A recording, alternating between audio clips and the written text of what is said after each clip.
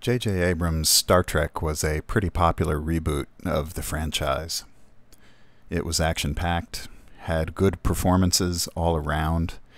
It gave the hardware a functional, real-world look, and was just a fun, breezy film experience. And it made a lot of money, guaranteeing a sequel of some kind.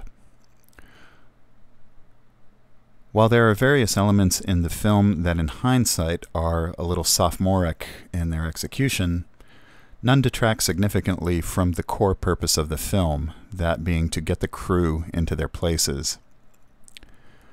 But there is one scene in the film that I think could have tied the film to the original series in a more meaningful way had it been done a little differently.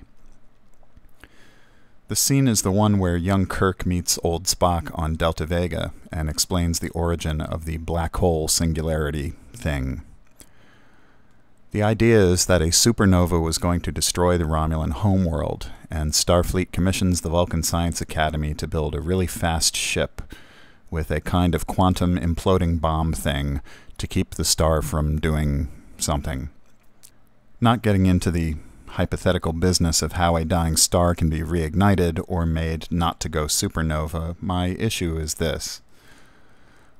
Spock's mission fails because he is too late.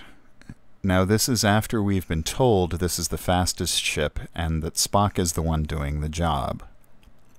Spock? Late? If we're supposed to buy that this red matter device will work, it would depend on precise timing, meaning the exact time of the star's implosion should have been obvious, not guesswork.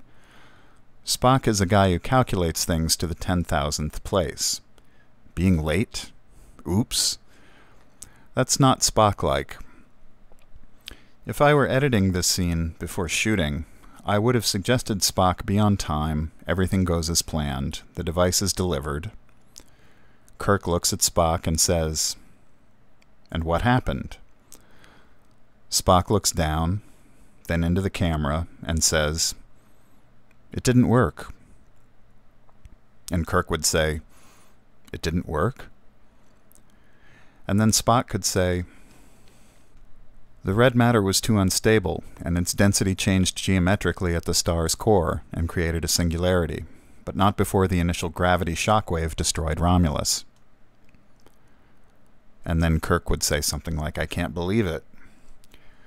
And then Spock would say, "Jim, you're going to find that brilliance and technology alone are no substitute for simple foresight or caution. The Romulans didn't abandon their planet when they had the chance, and the Federation promised them a solution they couldn't provide. Why? Politics. Men and women on both sides made those choices. Who's to blame for this tragedy? The few whose political vanity outweighed the needs of the many."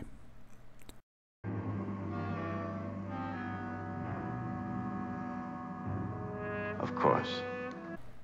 With this little speech, the movie would have connected back to the quasi-Luddite themes of the original show, that technology is not an end to itself, and only as good as the intentions of its creators, which may be seriously flawed.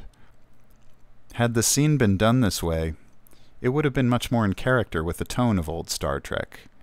It would have made old Spock seem less doddering and fallible. It would have made the accident more tragic. It would have made Nero's revenge more insane and pitiful, making him more empathetic.